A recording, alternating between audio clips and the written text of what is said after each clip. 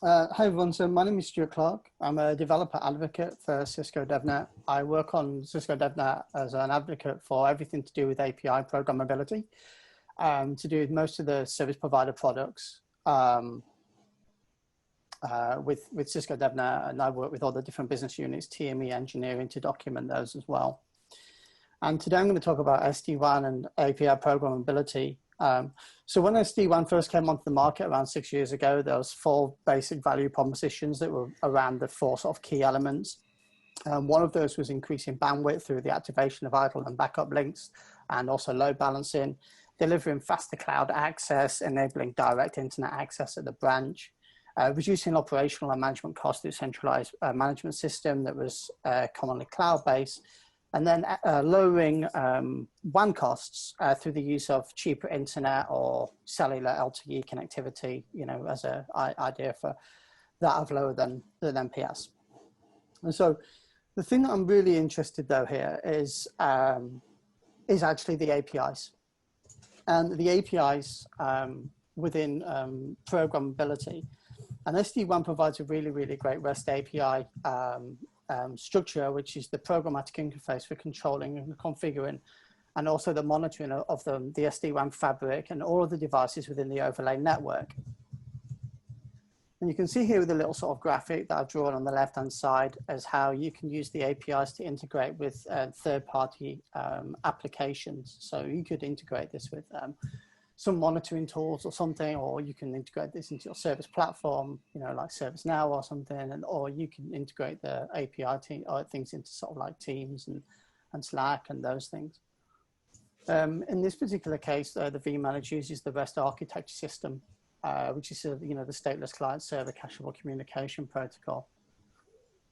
vManage itself, when it comes down to the edge devices for configuring and managing the edge devices, this is done over netconf. And we see a high number of use cases here where monitoring platforms can connect to the edge devices just using netconf, bypassing the actual main vManage or the NMS platform to get direct information straight out from the devices as well. So there's a whole lot to do that you can do with you know, APIs when it comes down to programmability with all of that. So briefly, how do you use those APIs? I'm just going to set this up a little bit now because I'm going to do a little bit of a demo later, hopefully, and we'll see how this uses. But it's good just to say how I'm getting all the APIs and how I'm getting all this data. So you'll see a quick screenshot, which I've taken on the screen there, and all of the resources are grouped into collections. Each collection contains a single type of resource. And in the SD-WAN REST API collection of the resources, which is present at the top level of all of the APIs, all of the resources are split out into different collections, and those collections are things like administration, certification management, device inventory, monitoring, real-time monitoring, troubleshooting, etc. Within the vManage itself, you can actually try these out, and I put a little tip on the bottom there for how to actually access all of that documentation, as well as what you can do to actually get in to all of those APIs and how you can test them and integrate them and start using them as well. So this is quite short on the sort of slide front as well. I didn't want to go too much into the platform and try to make this too much like a, you know, a sales play, like I'm talking about, you know, one particular product. I wanted to cover this from an API sort of standpoint as well. But before we jump into the demo, there's just one last slide I want to show you, because when I start looking at the code, and this becomes kind of quite important as well. So when we look at the URI structure itself, it's broken down into these 4 different areas. So we've got HTTP or HTTPS, which the data is sent over between the client and the server. And then the server host, which is going to be IP or DNS name if you're, in my case, a vManage device.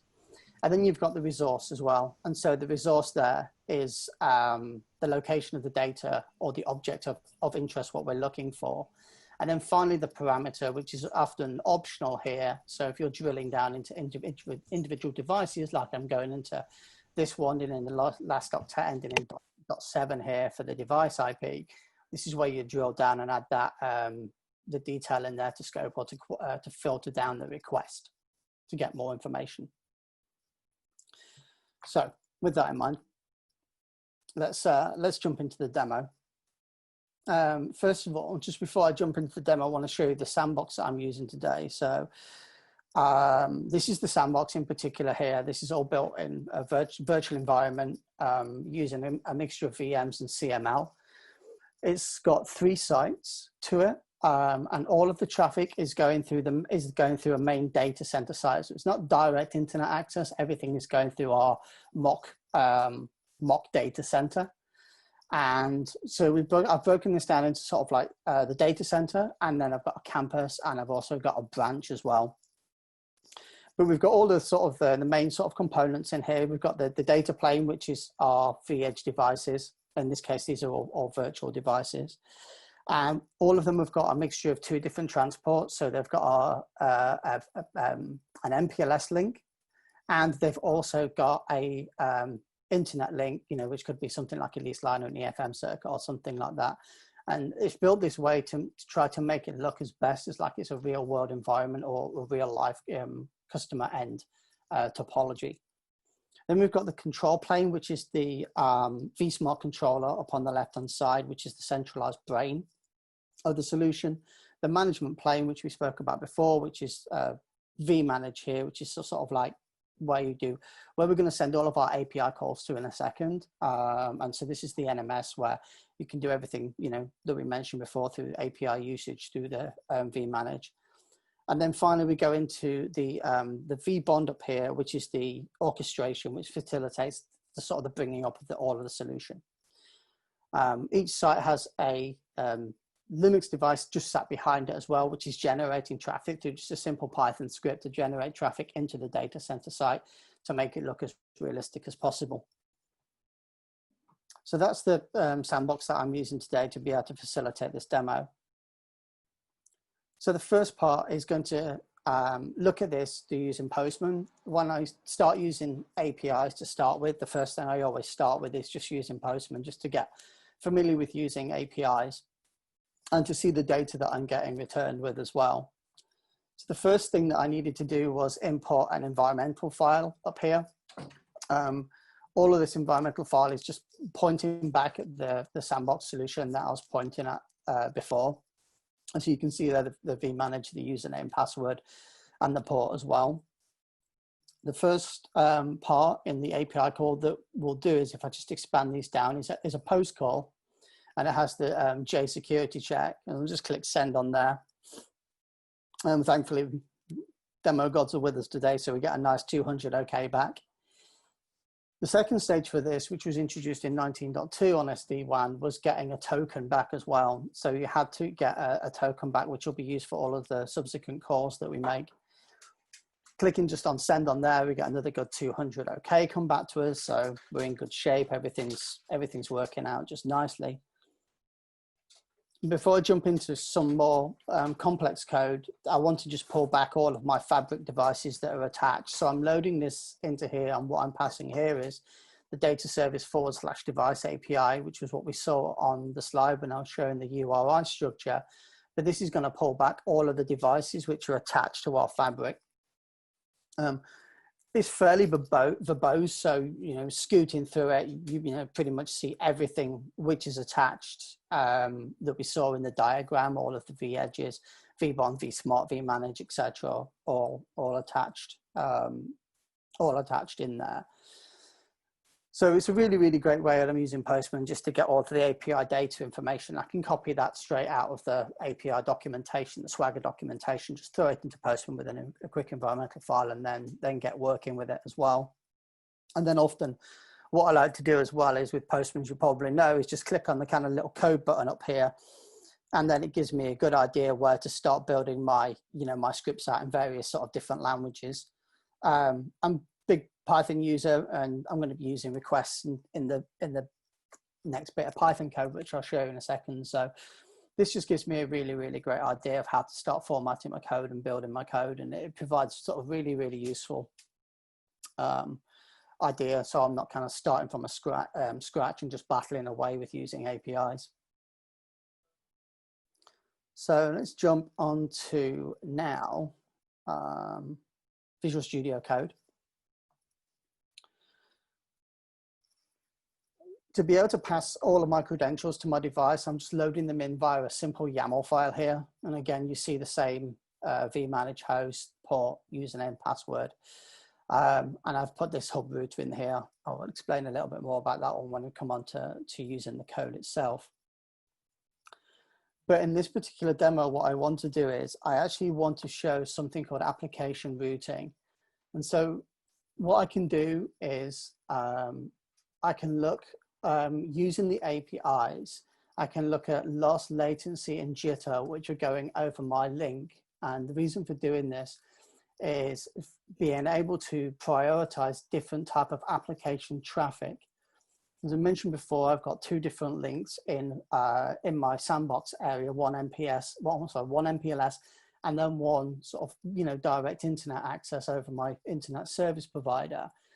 But some of the applications that I might be running might be too sensitive to run directly over the internet, and I might want to run them over the MPLS, or we might have some kind of loss of service or packet loss or something occurring over one of our links.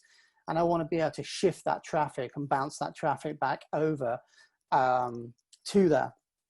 And that's why I want to use this ARR, or application routing policy, within there as well, and sorry, within the API. So the code's pretty big, which is all again written in Python and stuff. Just typical importing requests and things. I'm importing some other things like the YAML to be able to pass my username and details with, JSON in there as well, and then tabulate, because I want to format this final information out in tabulate. If we scoot down to the main sort of API, which I'm using here, the first thing that I need to do here on line 105 here is add the base endpoint in here. So I have to add the base endpoint in here with the / data services, like what you saw before when I was using my just the get devices on the other Postman piece of code. And then what I'm going to do is I'm going to pass the API URL here in this statistics @root fec aggregation here as well. And this is in order to monitor the BFD statistics for all of my overlay tunnels, the MPLS link and also the direct internet link, which is going over here. And in this point, we need to define the query based on the rules, conditions, and everything that we want to extract from our centralized vManage to get that information about the loss, latency, and jitter, which is going across our links. Some of the supported rules that I'm going to select, you'll see sort of in the code just a little bit below within the payload there, are the sort of stat entry and the time to get the statistics and the specific interval time, and then the various query fields like the host name, local system IP, remote color to get the records for the edge routed, and the different transport circuits which we're using in this demo.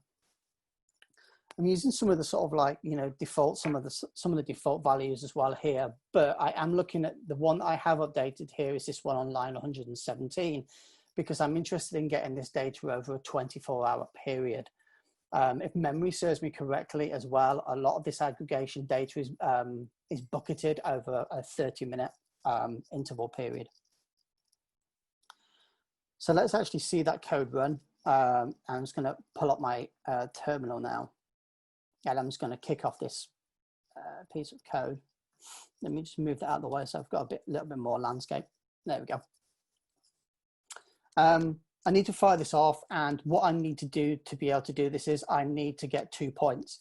So for the idea for this demo is what I want to do is I want to get information from one of my remote sites, and I want to see how much traffic has passed between there and all of the data or traffic that has passed between there and to my main data center. Like I said, all of our spoke sites are going into a hub into that data center. To be able to do that, I just need 2 IP addresses, and it uses in this particular code the system IP, what you saw in the code before. I can actually get all of that from the API, or I could just log into the UI to be able to do that. But I have got another little script here which will just get all that information for me. So the information that I'm interested from is getting it from the core site of .11, and let's say this spoke site .17, the site 3. So if I just kick that code off, it'll just ask me to enter the IP addresses, and I needed 11, and I needed 10, 1, and 17. And so what this now will do is it'll put all of that information back between those two sites, between the .11 and the .17 for the last 24 hours. And you'll see on here the 2 tunnels that we've got crossing on our site here. We've got one for the MPLS, and we've got one on the public internet, and then a secondary MPLS and a secondary tunnel for the public internet. The first thing that we pull out from here is the virtual quality of experience score, where you see the score here, sort of, you know, we've got 10 and 4, and the idea with that is that the lower the score to 1, the better the service it's actually going to be. So we see on this link here, we've got a little bit of sort of latency and a loss percentage. In the sandbox itself within VMware, I'm actually doing some sort of traffic quality of service to actually give that real time sort of like way of making the traffic look like it's kind of broken up, or we've got some loss and jitter actually running over this particular, you know, circuit itself. And you can see the reverse of that then from our core site or our data center site running then over to our edge site as well. So we can see all that information. Super cool. Really, really good to be able to get all of that information back, just pull it all back just with a simple API call. I can take that one step further though, and a situation that, you know, often happens is it's a, you know, Friday night and someone asks you for some statistics, and instead of combing through all of those statistics, you can run this, but we need to print this out because it needs to be presented to other team members in a team meeting or something. So I can actually get all of this information and then push it into an Excel sheet as well. And I've got a script that will enable me to do that as well. So I'm just going to put a quick list on there because I can't remember the full name of that. And it's this one here. Oops. Oops, sorry. Let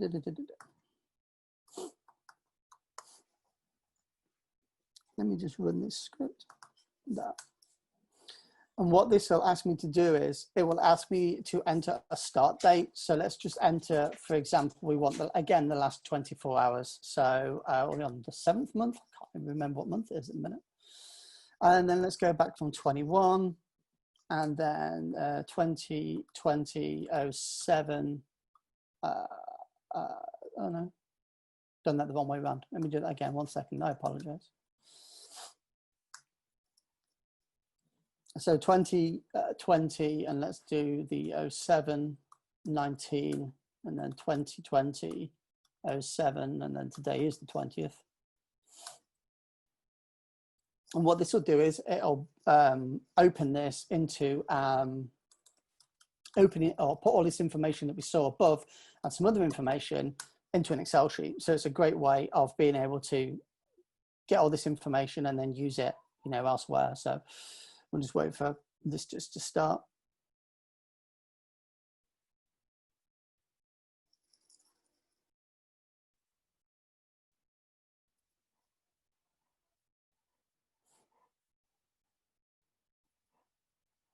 There we go. Let me just minimize that and make that a bit bigger. So then it seems that we've pulled all that information back, and you can go back as, you know, as far as you wanted to, and you could have multiple, you know, hub devices. Here you'll see the C Edge one, which was the .11 as our edge device, and that hub site ID. The various information that we spoke about before, there's all of my sites there, the spoke ID, tunnel ID, and then that information that we saw before, like the quality of experience, latency, percentage, and jitter. All this information can be generated randomly through an API call through Teams or Slack or something like that to be able to pass this information and bring it to you at a, you know, faster rate, save you logging in and getting all those details on it. So it's a great way of using the APIs within an SD-WAN solution to be able to get all of that information back and monitor different applications that you've got running across all of your devices. Let me just jump back into the slides. I did that. If you wanted to take a look at the code, I've created those here just as shortcuts. There's a link there to the sandbox. You can just log in, it's always on. I've got another reservable one as well that you could log into as well within the same environment if you wanted one, to reserve for yourself. Postman collection is always there as well.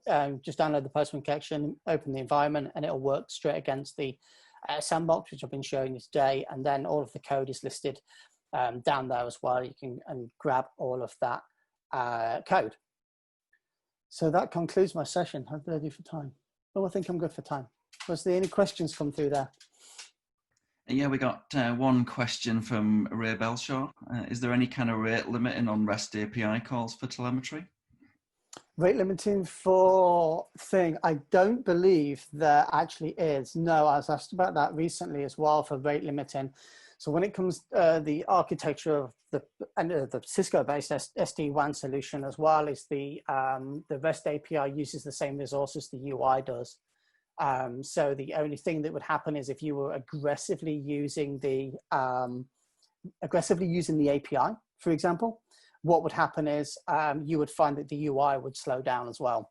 And we see that quite a lot in the sandbox because it's a community-driven sandbox. Sometimes the API calls take a little while to come back to, and the UI is just a little bit slower. But yeah, I'm not aware of that. Okay, thanks, Stuart. No any worries. more questions? I'll just pause a second there in case anyone else chips in. Okay, nothing's coming through. So thanks, Joe. We'll pass back to Kate. Everyone.